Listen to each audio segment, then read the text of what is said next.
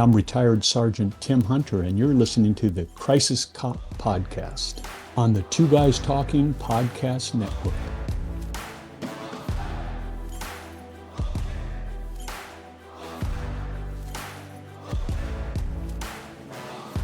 Welcome to the Crisis Cop Podcast. I'm your host, Pat Doering, and we're going to continue on with our Legacies podcast. And today, joining us in the knock is retired Sergeant Tim Hunter. Welcome, Tim. Glad to be here. Thanks for having me. So Tim's actually a dear friend also, and not just another negotiator. Me and Tim have met through I don't know how many different conferences and whatnot. But just go ahead and tell us a little bit about your background and a little bit about your career, Tim. Well, started in law enforcement in 1979 in Sacramento, where hired by the Sacramento Police Department as a young cop there, and after about 10 years, somehow got promoted to sergeant and worked up until 2007 at the Sacramento Police Department in a variety of assignments. And then once I retired from SAC PD, I was involved in a leadership program with the state. I was teaching negotiations on the side, wasn't quite busy enough, so I unretired and went back to law enforcement and did 5 years at UC Davis. And then finally retired from all of that in 2015 and moved down to Southern California, where we're kind of living the dream down here. No snow, right? Sorry about your blizzard, pal. It's 65 and sunny today. I don't want to rub that in, but kind of like that all the time. All right, so let's talk about the kind of important part, that chunk of you spent 15 years as a negotiator. How did you get wrangled into the negotiator field? Oh, it's a great story. Most negotiators now have to go through some kind of testing or vetting process. But back in 92, as a new sergeant, been a sergeant for about a year, walking down the hallway, past the deputy chief's office, and he says, "Hunter." "Yes, sir." He says, "You're a good talker, aren't you?" I said, "Yeah, I do okay, chief." And he says, "You want to be a negotiator?" I said, "Sure, sounds cool." "All right, there's a conference here in Sacramento next week. You're going." I said, "Thanks." Kept walking. And he was very easy DC to talk to, a former negotiator, Fred Arthur. And the next month, I was in Sacramento at, I believe it was the third annual conference. It was, but it was fascinating. I just thought, yeah, it'd be a cool thing to do. Well, when I went to that first conference, Mm-hmm. And that was the one where they presented on the good guys hostage taking. Mm-hmm. They presented on a number of an international event from the United Kingdom. And I got to tell you, I was mesmerized. I was hooked. And so my induction was just passing the boss's office in the hallway, and they were looking for more negotiators, and they thought I was a good talker. And, and I share that story because I come to find out after doing this for a few years and instructing it for a while, being involved in various things I've been involved in, is that it's not about being a good talker. It's about being a good listener. Right. But that was my induction. And we only had a handful of negotiators at the time. We were kind of growing our team. But back then in the 90s, it was slow growth, and we didn't have a big budget, which probably sounds familiar to you, Pat. And most negotiators across the country and around the world, certainly in California, but it grew. The team grew, and we grew, and things have changed mostly for the positive over the years. But that's kind of how I got started. And if you can remember, you remember your very first negotiation class, and maybe who actually taught the class? Absolutely. It went down to San Jose, and there was Tom Strentz.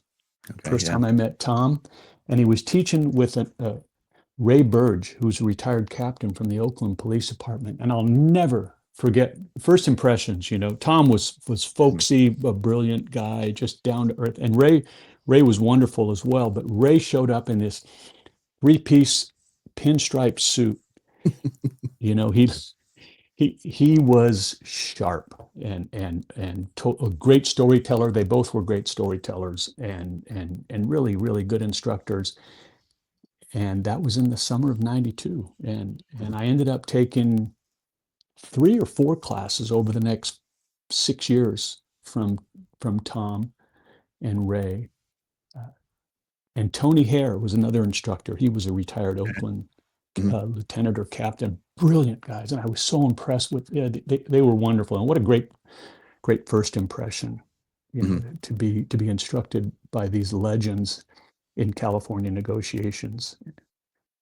So we, but so we were we talk about mentors and what did you have a mentor that was kind of guiding you throughout your career, or just kind of when you first started, or was there somebody you looked up to? One negotiator in particular, it was the best negotiator SAC PD ever had.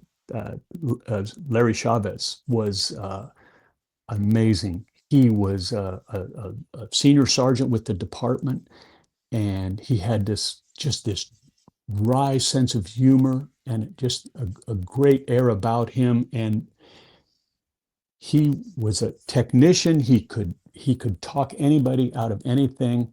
He was great. He was someone I aspired to be like. And I say again, I talk about him as being one of my heroes and mentors in my career. And he was involved in one of the more stressful call-outs we ever had in Sacramento many years ago, and where a subject had barricaded himself in with his foster children and his own infant. And after shooting a social worker, he admitted to Larry on the phone that he had shot his foster daughter in the chest and that she wasn't breathing. So basically admitted to a homicide. And Larry, over the next 3+ hours, really went deep with that guy and talked him out of that house, which saved SWAT from having to go in to the house. And it was one of those memorable events in your career that you will never forget. Never mind that it happened 31 years ago. I remember it like it was last week. And the whole surrender phase and a slight miscommunication on the surrender phase, but it all worked out.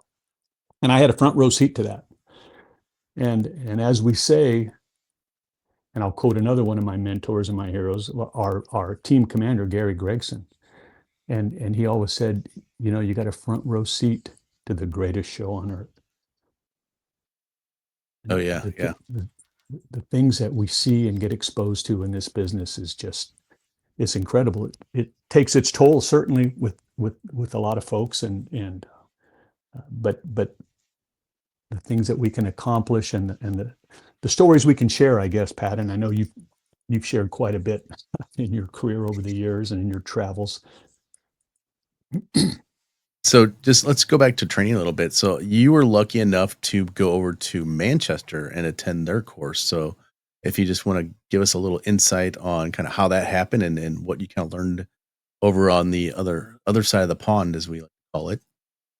Oh, let me tell you, it was happenstance. It was just connections that you make in this business as you travel, and having been involved in the executive board with the California Association of Hostage Negotiators for many years, and being involved. I was actually the conference chair for 9 conferences.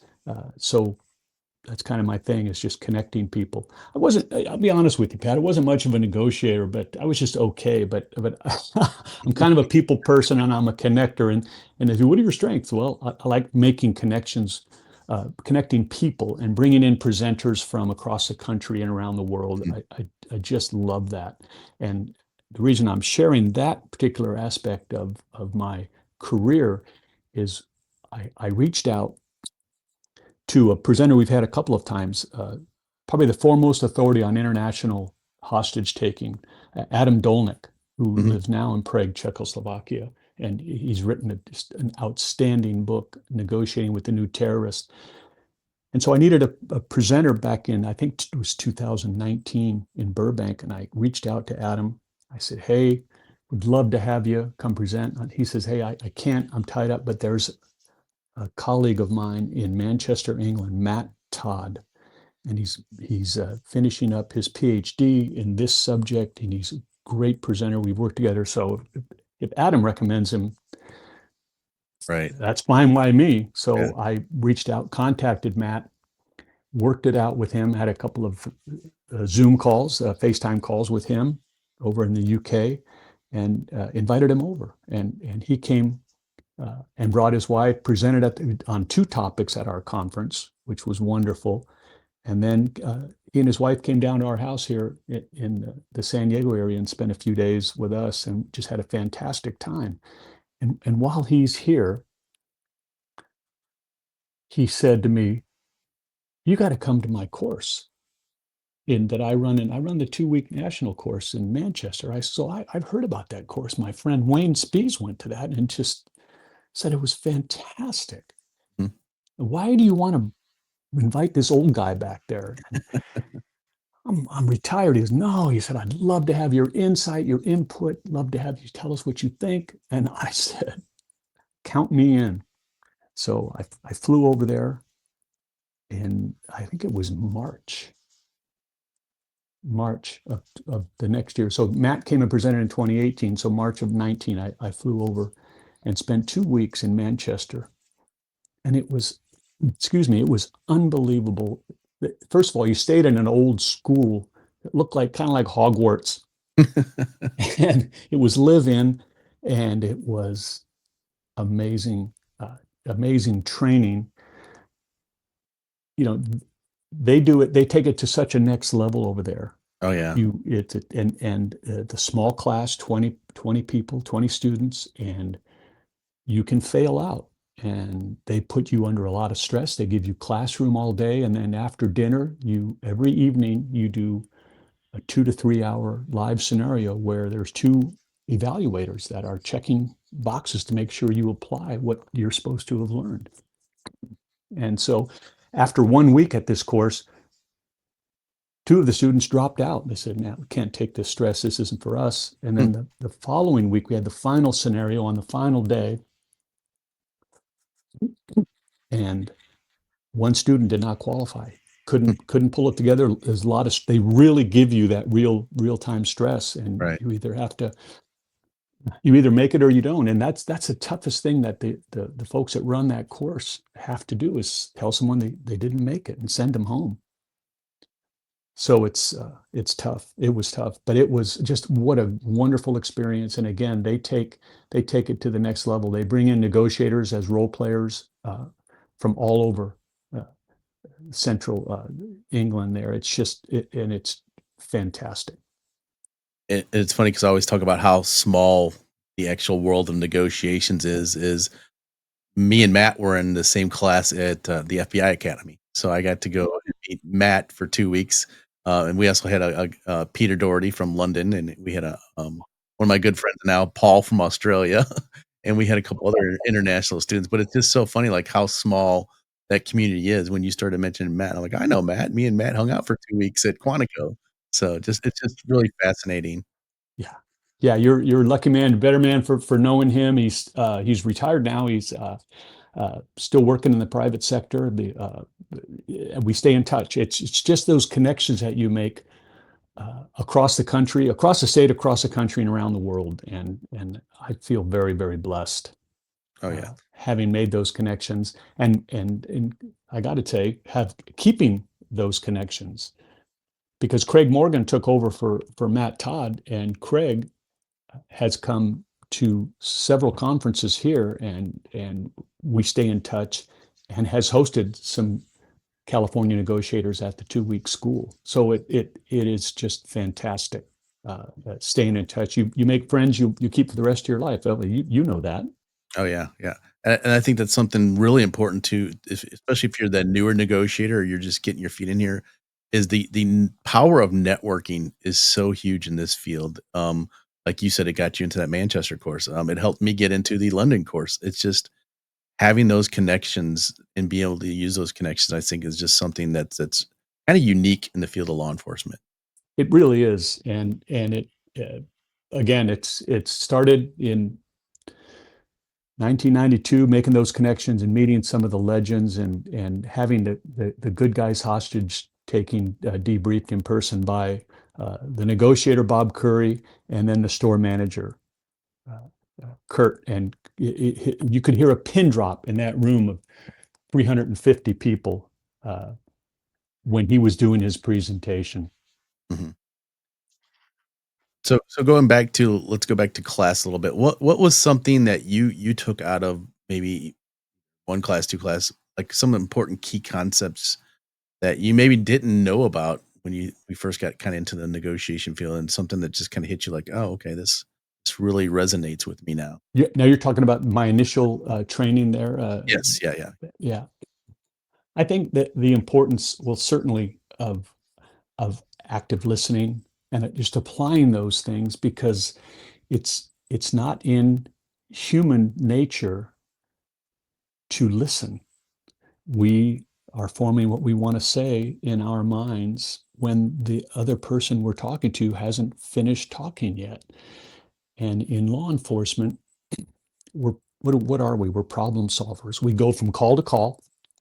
We handle disputes. We handle initial crime reports, traffic incidences, et cetera, et cetera. We're very busy, so we're trying to be as efficient as possible and solve those problems. Whereas if we're talking to somebody in crisis who's either suicidal or they're barricaded and they've got things are bad in their life, and a lot of it being relationship based, et cetera,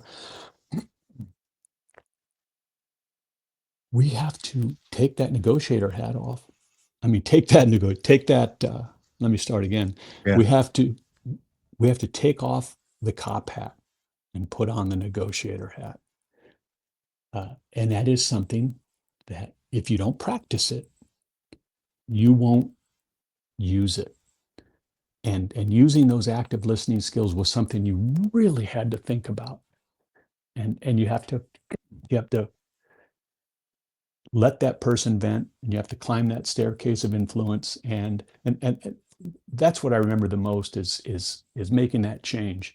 And we're all guilty of it. We're human beings. We're guilty of it at work. We're guilty of it certainly at home. Not listening, whether it's a family member or a friend. We want to say what we want to say. That's human nature.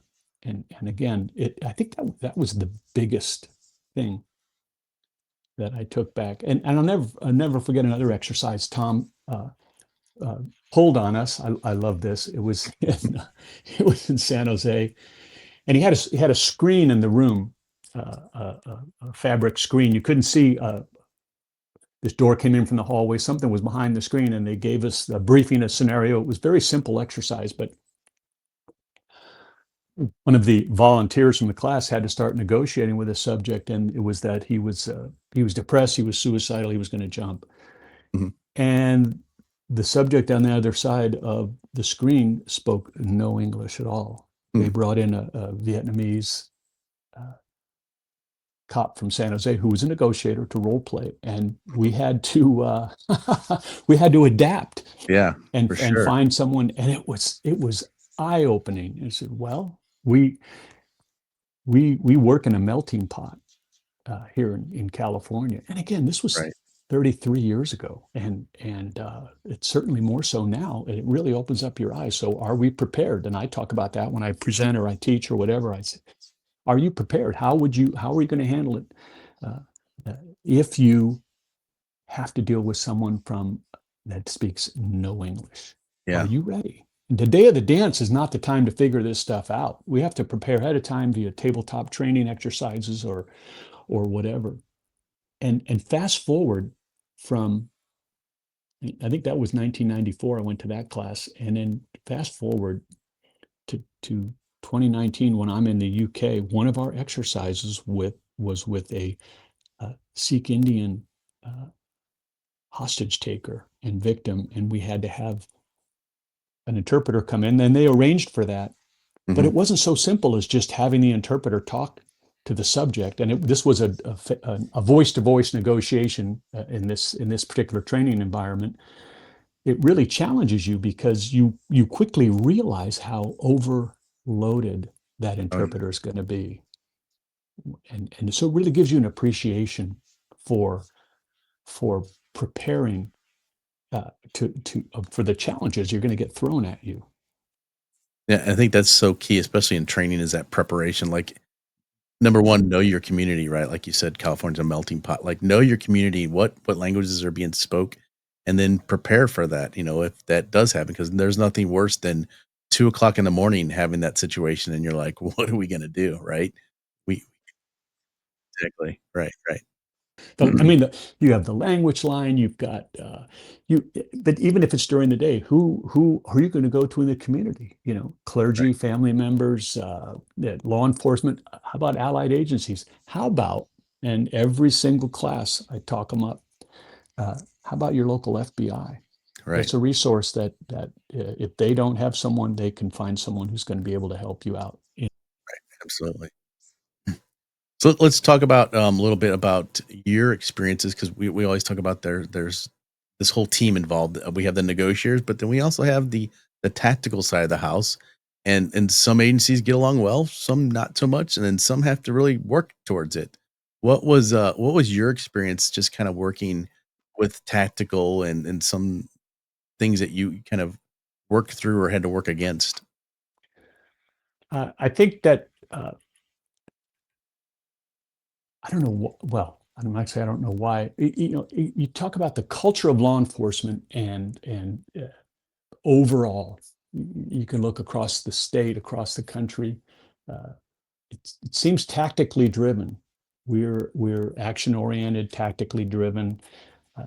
Certainly, when you look at budgets of police departments, sheriff's departments, state and federal agencies, a vast majority of the money goes toward tactical gear, et cetera. And I get that. Right. When you are, I think that if personalities come into it where I've seen watch commanders, incident commanders actually get steered in a direction by a tactical commander. And I was very, very lucky in my agency that we had a pretty solid triad of command. And we had a lieutenant incident commander, a lieutenant SWAT commander, and a lieutenant negotiator commander on a vast majority of our callouts, which typically would give it some equal say. And that's not always the case, I guess, depending on your culture of your agency and things that were challenging to us. I think that I'll go back to that case of that the man that barricaded himself and committed a shooting and then a homicide, and our negotiator. There was a green light on that guy to take him out for a short period of time, and that was going to end with SWAT maybe having to go into that house with a 4-year-old and an infant in that house with that guy. And that incident was the very first critical incident for this new lieutenant, brilliant guy, who very challenging, and he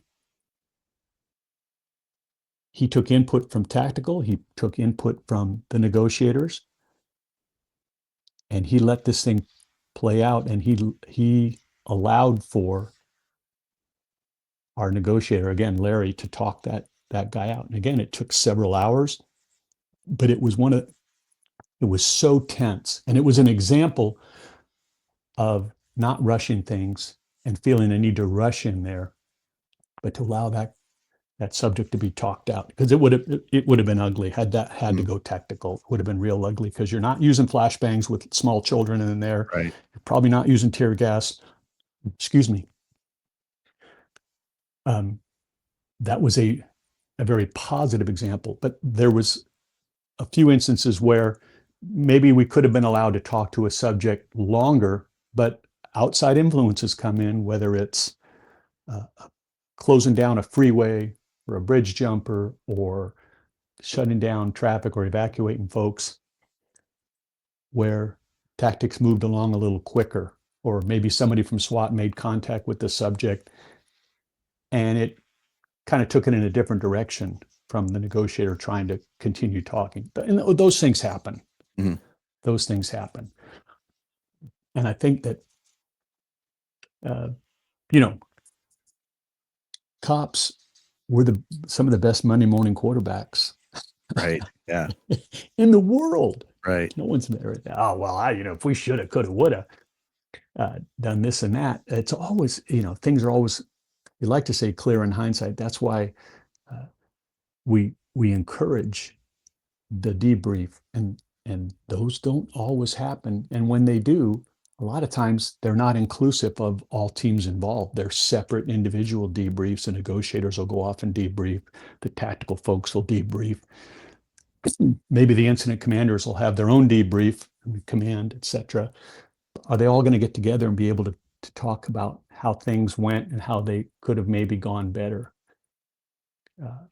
I think that is where we as an agency got a lot better over my career of 15 years at Sacramento. Doing more debriefs, we got a lot better at peer support. Mm-hmm. And I'm telling you, with I say front row seat to the greatest show on earth. Yeah. That takes its toll, and we have a lot of bad things happen, and we need to be able to talk about that.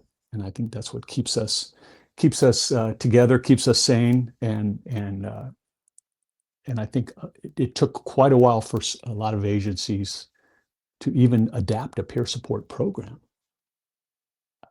So we're taking better care of each other. We're communicating better with each other than we did when I first started in law enforcement. I mean, in the 80s, man, SWAT would go in and take care of business. There'd be a few attempts to talk to the subject, and then that was it.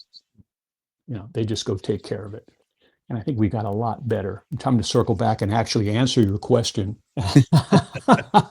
about how we've improved and in the culture. There's still people getting hurt, law enforcement officers, certainly victims. It's such a tough business, because you're making decisions where you don't have all the information, and you're just trying to do the best thing possible. And what's a perfect? You tell me, what's a perfect SWAT call out, right? I guess it's you show up, you locate, isolate, evacuate, and you contain, and then you spend your I don't know what the HOBUS stats are, but you spend your 4.3 hours of talking the subject out. Nobody got hurt, and we go about our business. And sometimes those 4.3 turn into 40 hours plus trying to talk someone out. Right. But sometimes things are acted upon quickly for whatever reason, and all of a sudden shots are fired. Something happens. We don't know why. Shots get fired, and all of a sudden someone's hurt or worse, and then we have to look back and try to figure out what happened. I think we've gone leaps and bounds even from when I first started with our tactical teams. But I just think across the country, I think we're doing a better job of working together as teams, and then, like you said, the whole peer support stuff. I don't know how many calls I've heard people go to where no one even actually asked, "Hey, are you doing okay with this one?" Now it's kind of like second nature now. Hey, let's make sure we take care of our people, which I think is huge. Oh, it's enormous. And I remember the early 80s was, you know what, we'll see you back here again tomorrow. Go have a couple drinks, you'll be fine. And now, I'll talk again. One of my mentors, Gary Gregson, our lieutenant, at the end of every call out, he brought the team together. He looked everybody in the eye, and he said, "Are you okay with what happened?" No matter what it was, he said, "How are you doing? Are you okay with what happened here today? Anything else we need to talk about before we head home?" And then we have more formal debrief, but he did it right then and there. And I love that, because you could talk to each other, support each other, and you had a boss that really listened to you. and made notes on what happened. And I'll tell you, in the 11 years that he ran that team, it was wonderful. All right, Tim. So we're pretty good at a spot to take a little bit of a break here. We're going to take a break on the Crisis Cop podcast, and we will be back in a few minutes.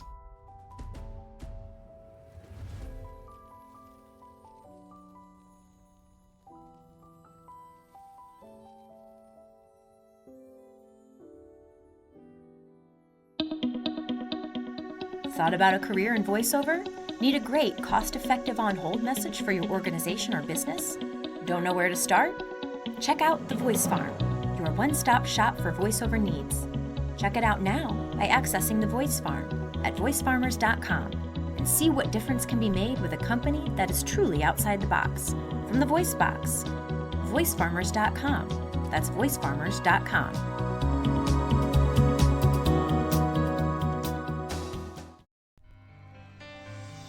Wouldn't it be cool if your advertising could last forever? It can with perpetual advertising. Here's how it works. Unlike TV or radio ads, where every instance the ads are broadcast, they're only played once and lost forever.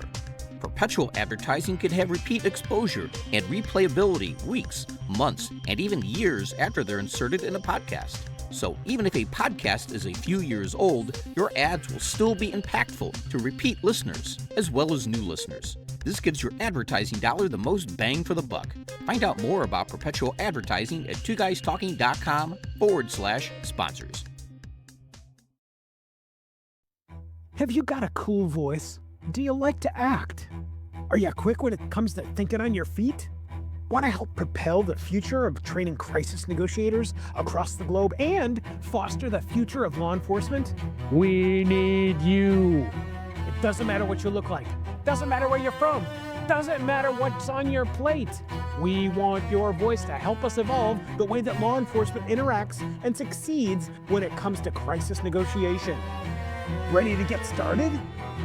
Access BlueBaggersProject.com and start your role-playing voice adventure today. BlueBaggersProject.com. That's BlueBaggersProject.com.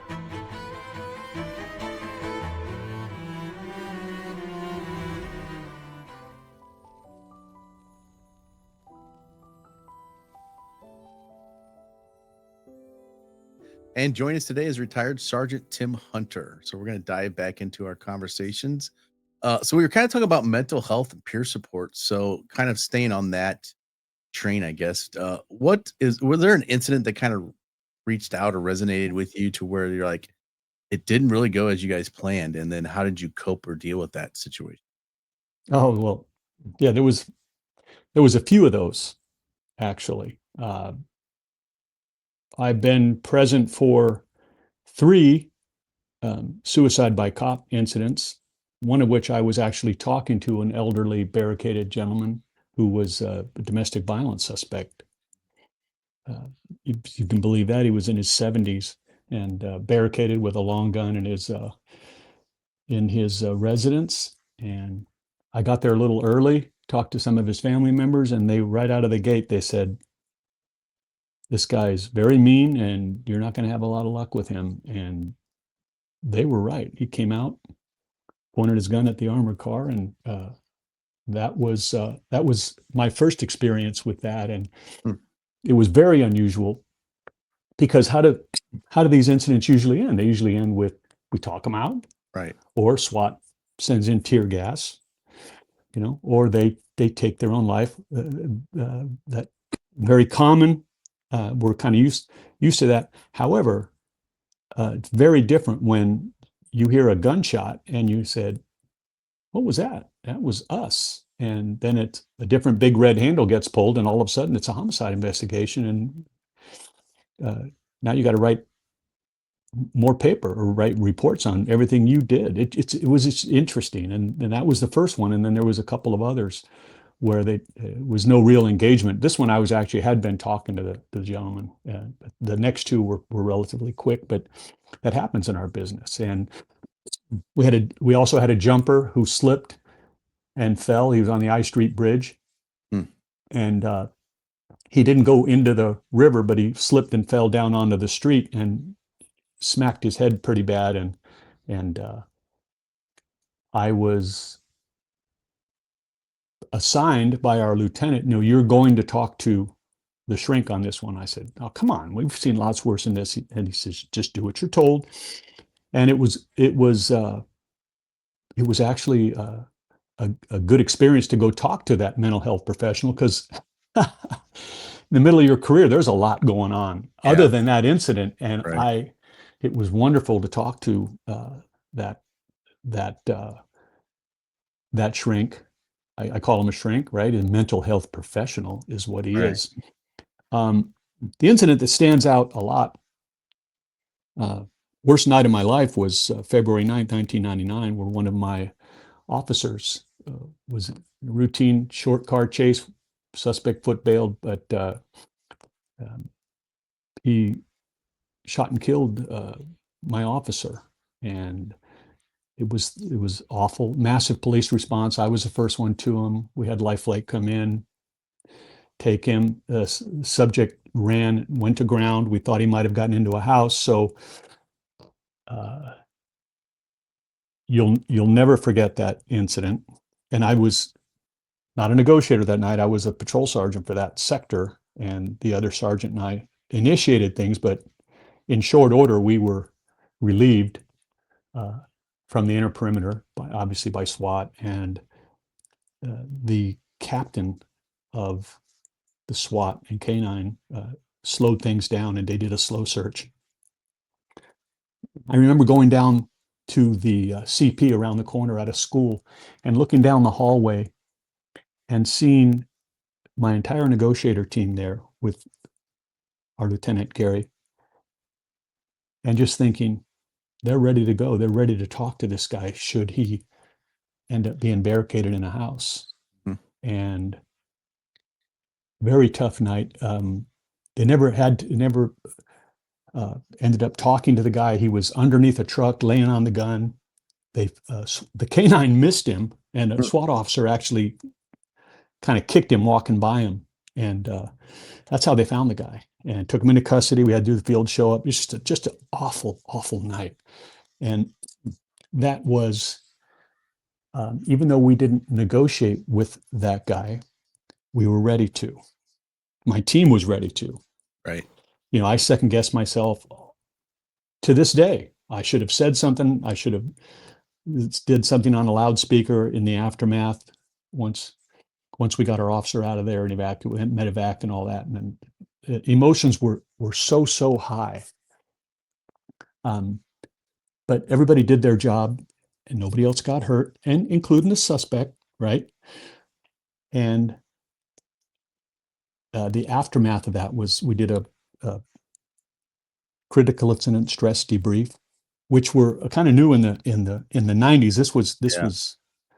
This was 99 when this happened, but they started in the early 90s, and I helped set that up, which helped me process this whole thing, and also went to the psychologist this time.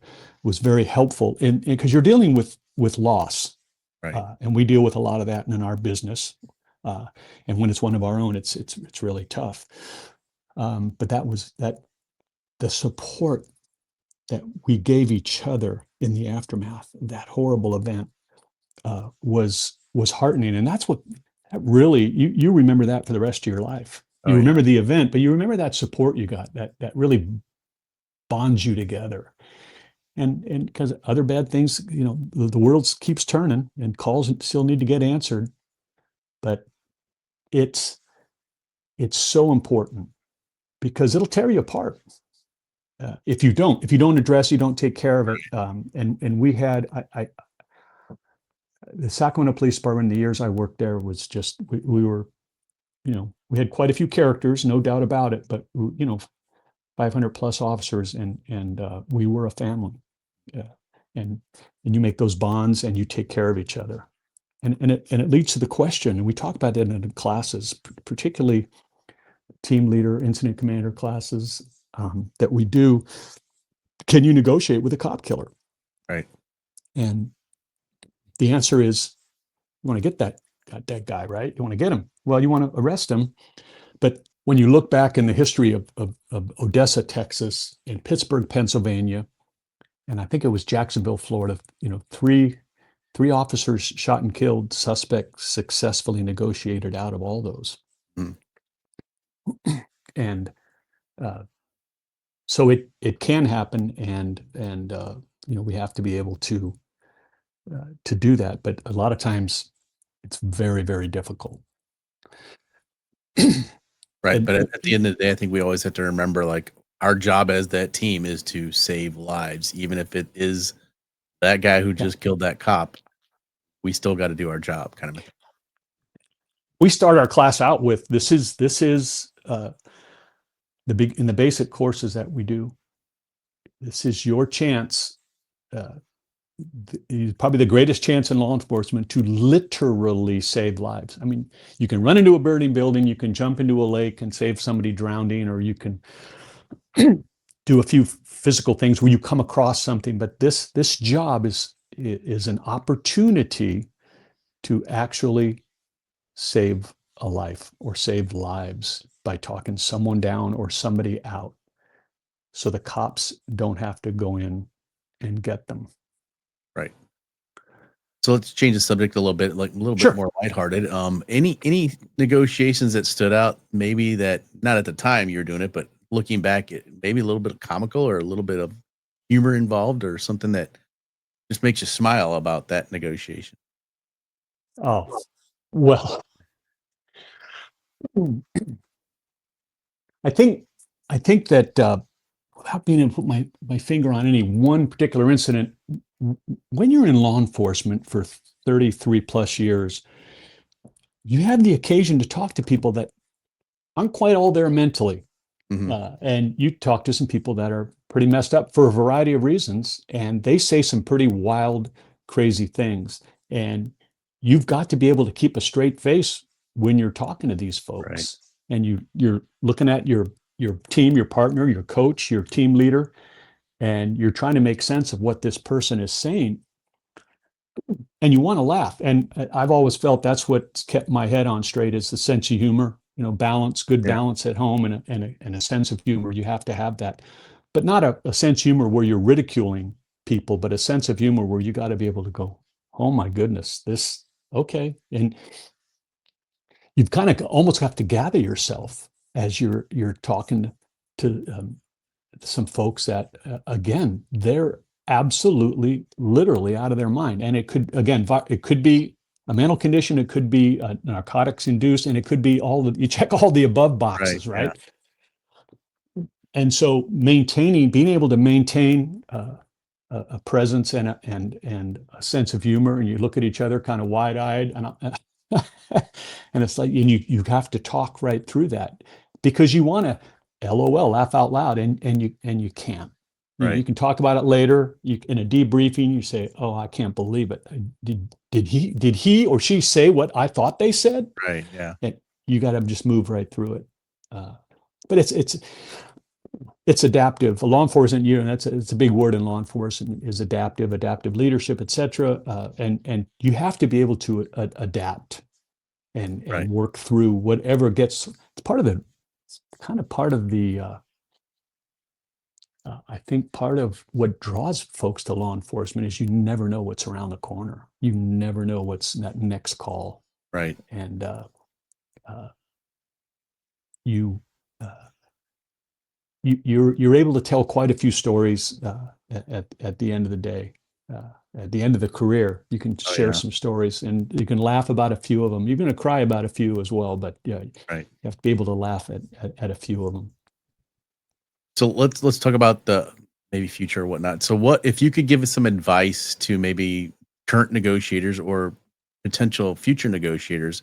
What's some advice you might want to give them that you kind of picked up throughout your career and your experiences? Well,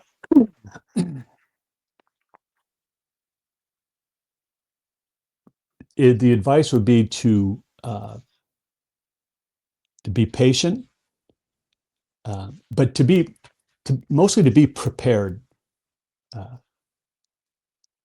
You don't know what's coming down the line, but based on past events, that's why you shouldn't be afraid to look at historical aspects of crisis negotiations and what has happened in the past, because subject behavior in the past could give you an idea of what's going to happen in the future. What has worked in the past for similar cases and incidents may help us.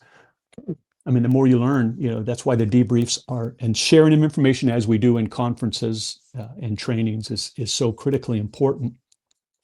So to prepare someone, I think it's scenario-based training, okay? And to find a way to share with your incident commanders, your command personnel. I think that's probably the most challenging. Your value as a negotiator, not to brag and say, hey, I'm great because I'm a negotiator. No. It's the value of utilizing negotiators, especially in this day and age where it's all about what?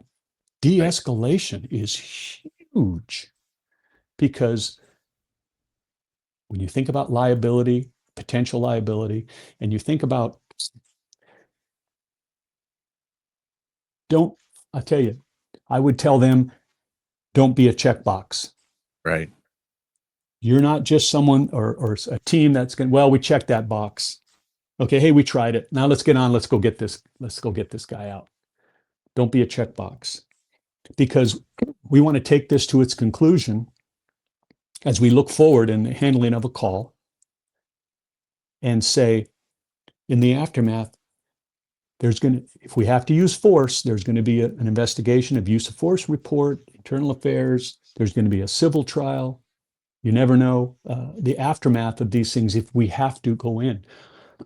What if somebody gets hurt? God forbid an officer gets hurt. How could we have prevented that? Well, I'll quote another one of my heroes, retired Lieutenant Brian Banning, Sacramento County Sheriff's Department. Worked with Brian for years.